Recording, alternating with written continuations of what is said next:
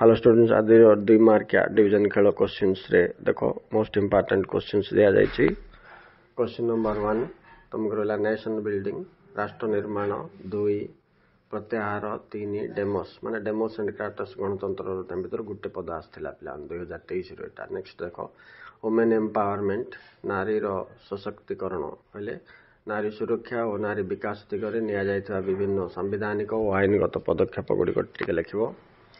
Next आसला तुम नर्मदा बचाओ आंदोलन। नेक्स्ट तुम 73 अमेंडमेंट एक्ट माने 73तम संशोधन आईन। Okay 82 reservation for 2/3 reservation for women plus ST SC लिखिबो।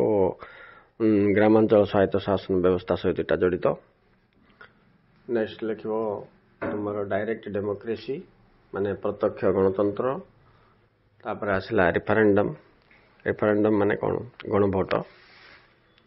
तापर अच्छी आंचलिक दल आला सेंट्रलाइज्ड फेडरेशन माने केंद्राभिमुखी संघीय व्यवस्था बा केंद्राभिमुखी संघीय राष्ट्र माने जो संघीय व्यवस्था केंद्र सरकार अधिक शक्तिशाली थाए उदाहरण भारत। राइट।